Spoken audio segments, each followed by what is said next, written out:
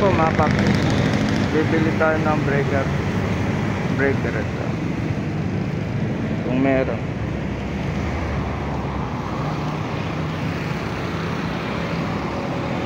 Laki. Okay.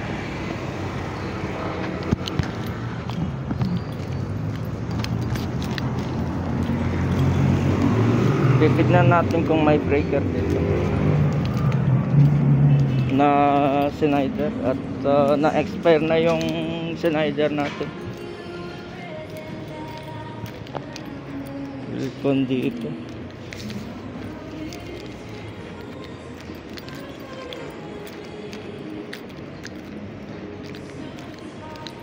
Saan yung electrical dito, ma'am? Thank you.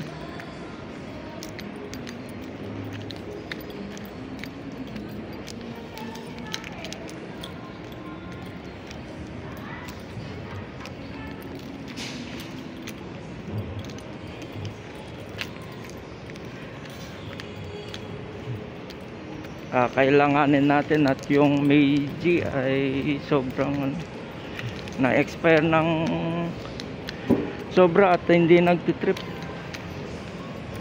Siguro i-unboxing natin yung yung i-tear down natin yung Meiji. Madami mga dito, laboratory faucet.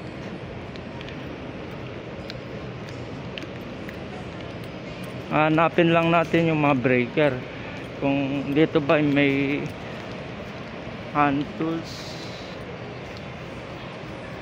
Hand tools.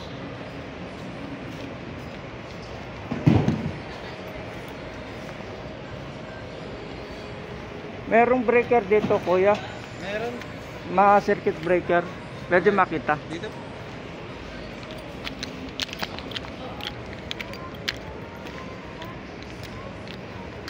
Dala ko rin yung sample. Okay. Sana meron. May brand po ba kayo? Si Schneider na EC9 ba yan? Nakita ko lang online. Kala ko mga tiles lang. Breaker, sir. Schneider, meron pa tayong Schneider dyan sa brand? Schneider? Oo. Anong breaker dyan? Yung EC9 MCB. Ay, ito. Yung sample. Papalitan ng Schneider? Oo. Yung check natin. Medyo wala tayong update dito mga paps. Ilang output sir? 40. C40.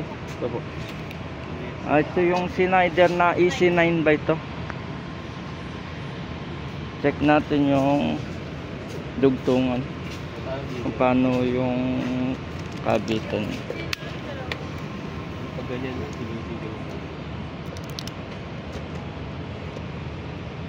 okay, pantay yung dun sa bus bar. Halos pantay. Mataas ng konti. 500. Okay, mababa pala ito ng konti yung Schneider na EZ9 to, no? C40 parehong versus ABB. Magkano ito? Isa? 658. 658. Tapos dito wala namang problema. Standard naman yung pagdating sa lagay. Ito yung ABB. Ito yung sa linya. Sa linya ay mababa yung ABB, tapos mataas yung ito yung sa load side. EZ9 nasa Wilcon Depot tayo. Walang problema dito. Dito wag lang tatas sa bus bar.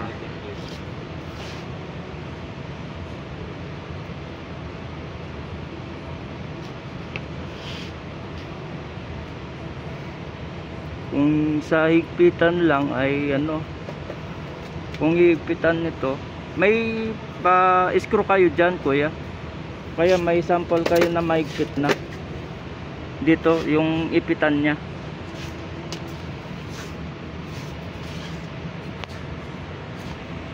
Meron pala dito mga paps.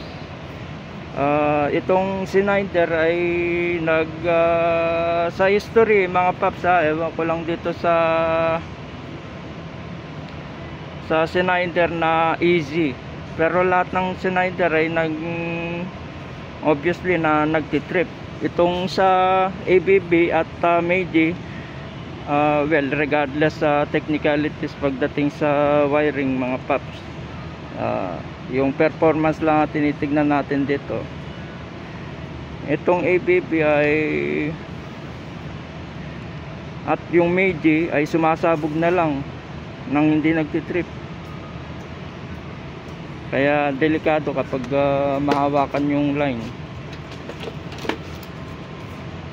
Ito, pa-sample natin yung higpit niya as compared dito sa ABB para saktong-sakto dun sa lagayan ng bus bar niya.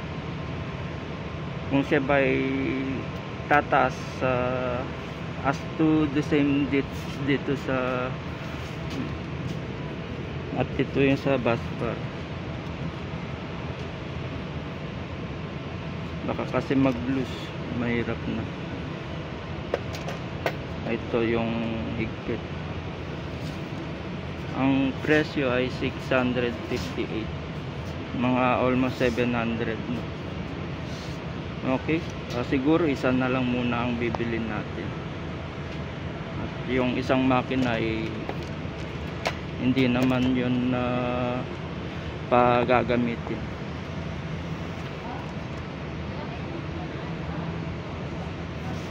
Saktong-sakto sa bus bar. ABB versus Schneider. Okay kuya, kukunin ko na itong isa. Ito pa yung mga ibang product nila dito.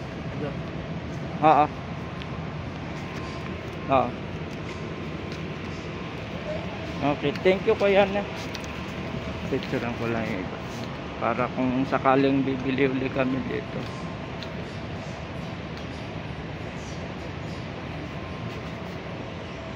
Meron belt dodge,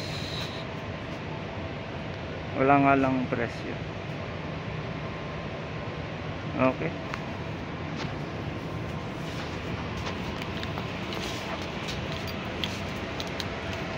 hindi lang tiling, hindi lang construction, kundi meron pa sila mga switches, mga switches, doorbell, kompleto.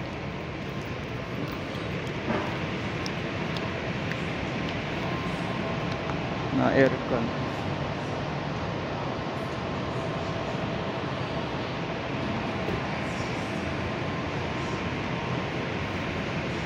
Ladder.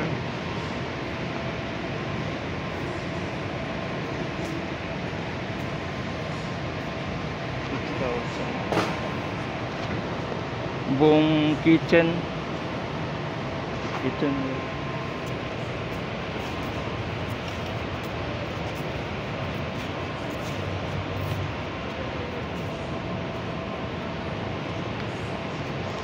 Lightings na downlight, pin light. Ang lalaki. Na ito ay mukhang clip type na pin light na maganda, yung hindi nade-balas. Kasi sa waterproofing capability, medyo hindi maganda. Ito mga lalagyan pa ng power supply. Power supply from large. Sukat natin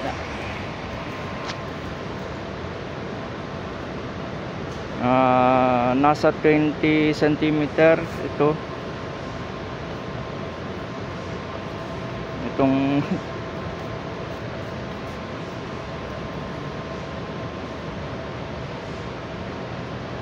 ito pinakamalit na. Okay, ang brand ay next LED saka land light. No. Bayaran na natin to. Isa lang yung bibilin muna natin. Dalawa yung pinapabili. Pero somewhat mga 700 pesos.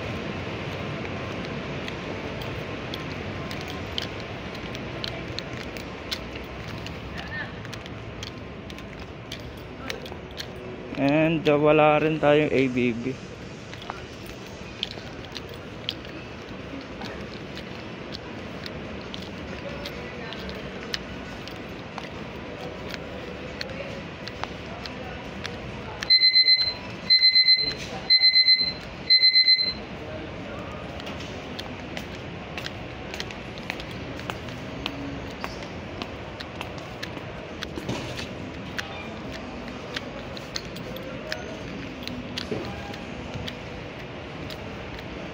Ganda. May mga alambre pa dito mga papa.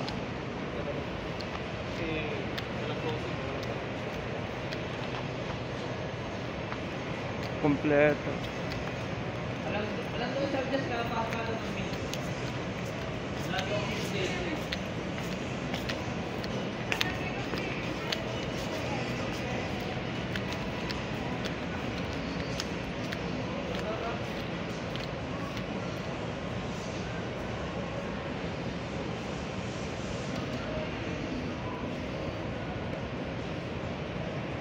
Ayan, ang dami. Houseware, tapos electrical, plumbing, outdoor, saka painting product. Ay ma'am, Morning po. good morning po. Ito po, Lalagyan po ng pangalan sa resibo, sir. May company po. LKY Group. LKY po. Apa. May record na po yun dito. Ito yung mga sa bus bar mga paps. Itong sa original ABB, ito sana yung equivalent nitong bibili. Masyadong matataas yung akari, mataas. Papalit ng bus bar pa. Delixi na although iba yung amperahe, i-compare lang natin. I need yung 40 amps pero sa fittings pag ipipit medyo matataas. Ito yung nabili sa 9 pero iba pa rin, magkakaiba. Ito sana masyadong mababa yung pagkaka-bus bar, hindi standard yung lagay.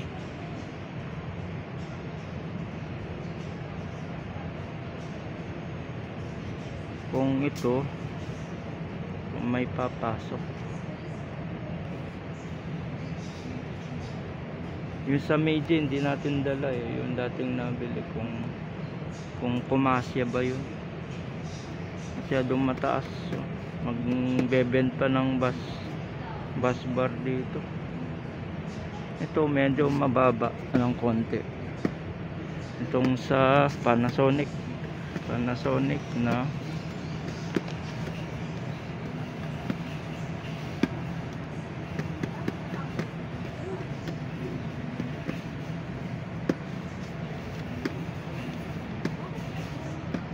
Akari, may ilaw din. Meron bang reversible dito, kuya? Wala.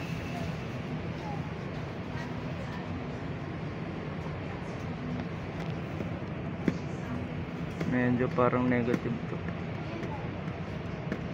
Wala makita. Change item lang ba dito? Pwedeng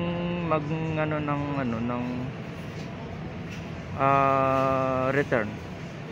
return ng... Oo, Return, pwede ka mag-return ito. pwede. Refund wala.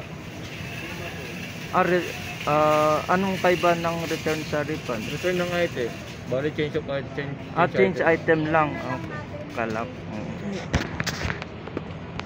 Yung garahe na lang yung i-adjust. Yung sa loob. Nag-a-adjust ng bus bar.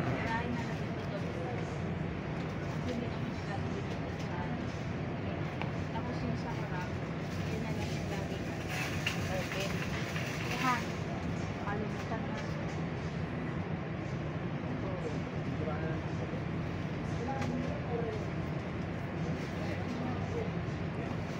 So, ito yung pinaka mababa. Mababa. Ilagay natin sa flooring. Wait lang. Para sakto.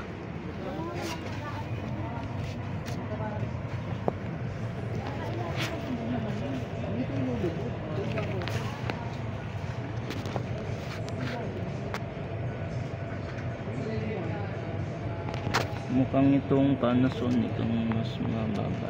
Meron ba tayong 40 amps na Panasonic, kuya? Meron? Ito mas malapit-lapit. Panasonic. Share rin ba yung presyo? Kung ibababa lang niya, sir. Na? Kulay puti.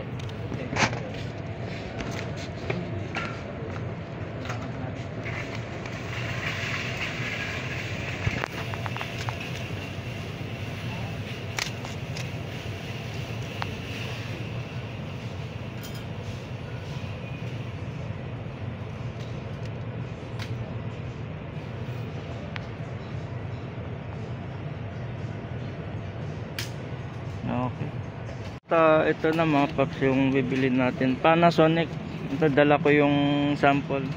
Dito ay merong mga sticker para sa sample na dala ng customer. ABB tapos Panasonic. Naghanap tayo ng mas mataas. Mas mababa sana ng ganito, pero ito medyo mataas. Siguro mag-a-adjust lang tayo ng konti sa bus bar.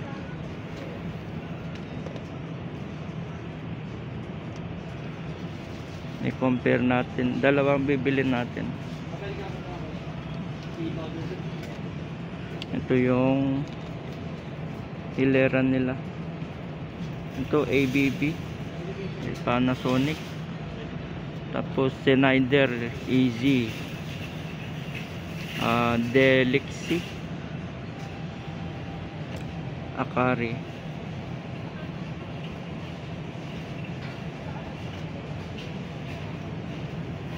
Sobrang babang bus ba. Medyo yung Panasonic ang medyo malapit. Hopefully mahila natin.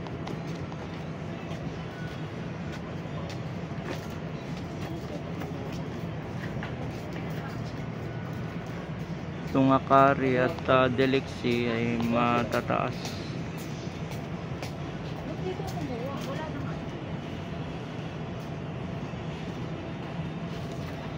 Okay. Ito mga paps. Panasonic C40, ABB C40, Panasonic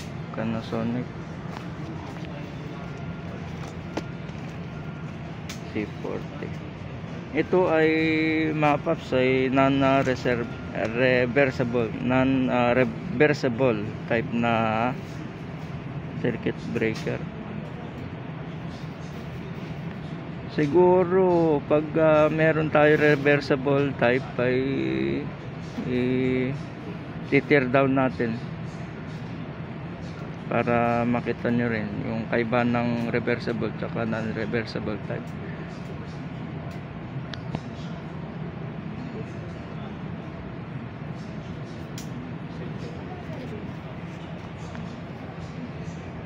Okay.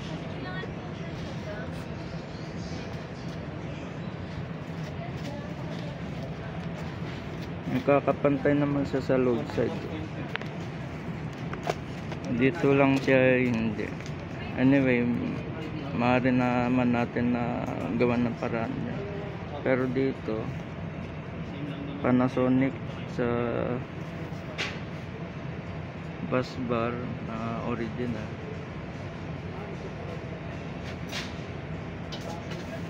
Mataas.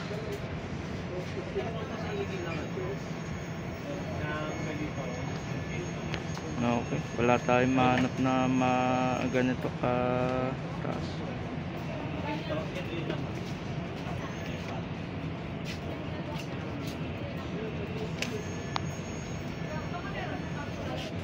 Ito mataas din itong cotton at saka yung size, iba,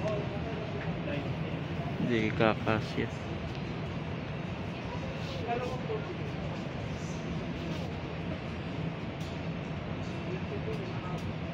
Okay.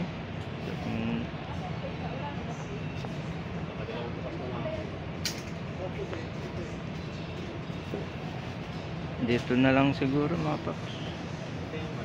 Meron din silang mga breaker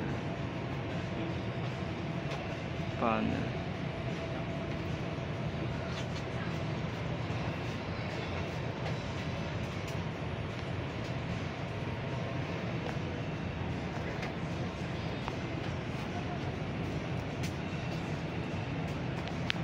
Bolt on type. Wala pang tag price. Ito yung mga plug socket na breaker.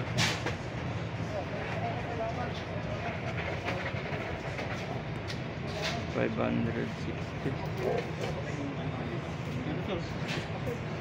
pang aircon. Doon na simula sa buhay siya. Dito? Opo. 12999. Oh? 1299. Sige, 7. No.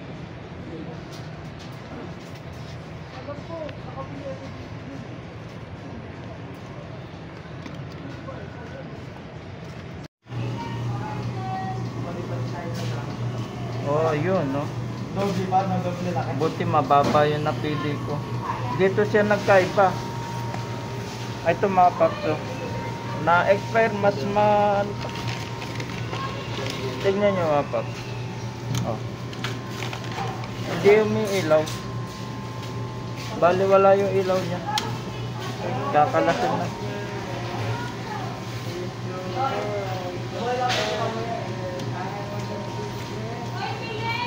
Delikado to kuya, baka isang maling ano lang dito eh. Although ano naman, meron namang ano yan.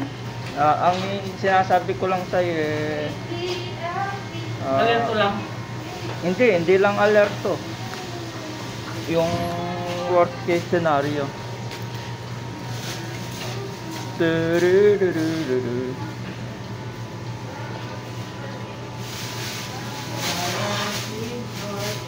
May magalaw lang dito. Baka kasi mag-loose yan eh. Yung mga ano na yan, tornilyo.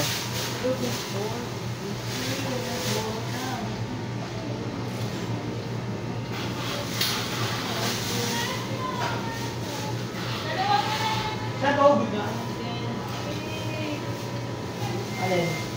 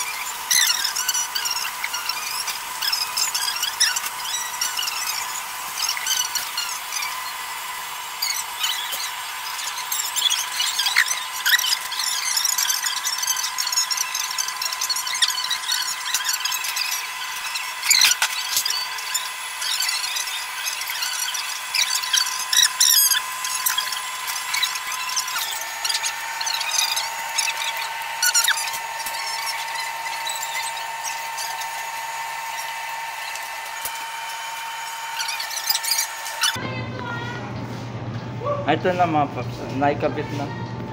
From Meiji. Puti. Yung original. Ayan o, masyadong mababa. Mababa yung original. Hmm.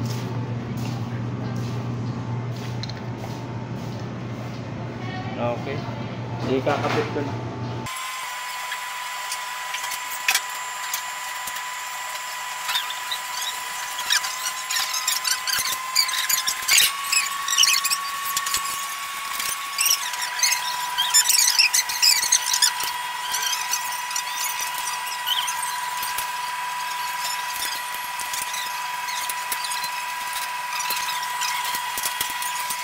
Ano sa testing?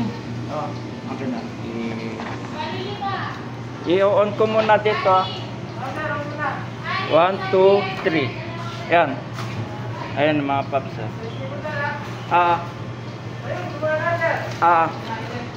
Under observation for hopefully mag 3 years ang breaker na ito. Ito Meiji. Hindi tumagal 1 year. Okay. Picturean natin muna.